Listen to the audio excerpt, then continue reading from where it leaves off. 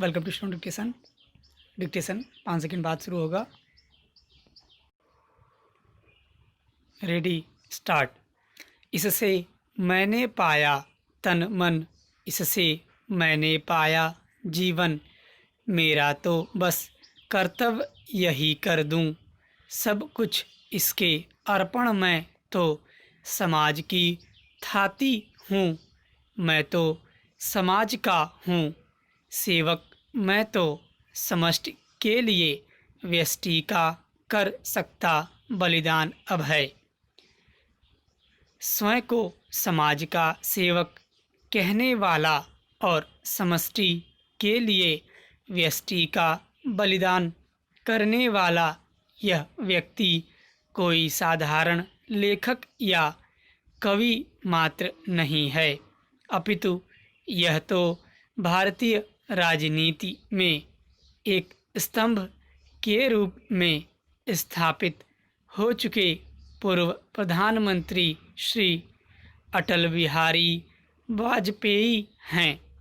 भारतीय राजनीति में जिस प्रकार से उन्होंने एक नए युग की शुरुआत की, वह निश्चय ही प्रशंसनीय है। भारतीय राजनीति में एक गैर कांग्रेसी नेता के रूप में अपनी अमिट छाप छोड़ने वाले प्रतिभावान जननायक श्री अटल बिहारी वाजपेयी का जन्म 25 दिसंबर 1924 को ग्वालियर के एक मध्यम वर्गीय ब्राह्मण परिवार में हुआ था। उस समय इनकी माता श्रीमती कृष्णा देवी और पिता श्री कृष्ण बिहारी वाजपेयी ने शायद ही यह सोचा होगा कि उनकी यह संतान एक दिन प्रधानमंत्री पद पर सुशोभित होकर उनका नाम रोशन करेगी। वाजपेयी जी की आरंभिक शिक्षा ग्वालियर के ही सरस्वती शिशु मंदिर विद्यालय में हुई। इसके बाद इन्होंने विक्टोरिया कॉलेज, वर्तमान में लक्ष्मीबाई कॉलेज से स्नातक की परीक्षा उत्तीर्ण की और फिर कानपुर के दयानंद एंग्लो वैदिक कॉलेज से राजनीति विज्ञान में स्नातकोत्तर की उपाधि प्राप्त की। यद्यपि उन्होंने कानून की पढ़ाई भी की, परंतु किसी कारणवश वह इसे पूरा नहीं कर पाए। श्री वाजपेयी जी अपने आरंभिक जीवन में ही राष्ट्रीय स्वयंसेवक संघ के सदस्य बन गए थे। उन्होंने आर्य कुमार सभा में भी सक्रिय भूमिका निभाई। यद्यपि भारतीय स्वतंत्रता संग्राम में वाजपेयी जी की सक्रिय भूमिका का उल्लेख नहीं मिलता है, तथापि वर्ष 1942 में उन्हें भारत छोड़ो आंदोलन के तहत जेल जाना पड़ा था। इसके बाद वह भारतीय जनसंघ के संस्थापक डॉक्टर श्यामा प्रसाद मुखर्जी के संपर्क में आए और शीघ्र ही अपनी प्रतिभा के बल पर उनके राजनीतिक सचिव बन गए।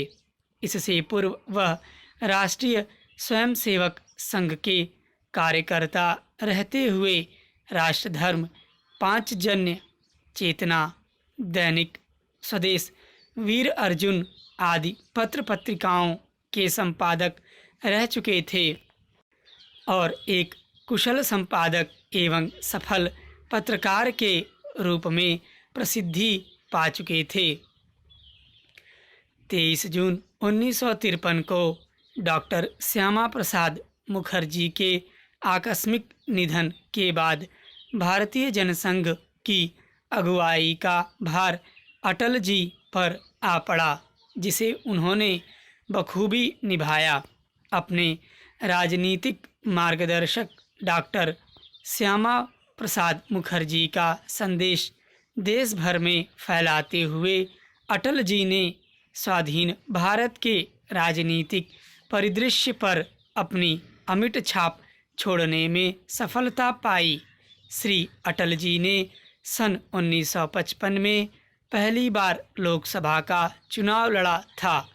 इस चुनाव में उन्हें हार का मुंह देखना पड़ा था, परंतु धीरे धीरे उनकी लोकप्रियता में वृद्धि होती गई, जिसका परिणाम यह हुआ कि वह 9 बार लोकसभा और 2 बार राज्यसभा के सदस्य चुने गए। वर्ष 1980 में भारतीय जनता पार्टी की स्थापना में भी श्री अटल बिहारी वाजपेयी ने मुख्य भूमिका निभाई। कवि हृदय होते हुए भी बेबाक बोलने का कौशल रखने वाले वाजपेयी जी ने लगभग 4 दशक से भी अधिक समय तक विपक्ष में रहते हुए सकारात्मक भूमिका निभाई और 3 बार प्रधानमंत्री पद के लिए चुने गए। यद्यपि वह वर्ष 1996 में पहली बार पर्याप्त समर्थन के अभाव में 13 दिन और दूसरी बार 13 महीने ही सरकार चला सके थे, परंतु वर्ष 1999 में तीसरी बार प्रधानमंत्री बनने के बाद वह पूरे 5 साल सफलतापूर्वक सरकार चलाने में कामयाब रहे।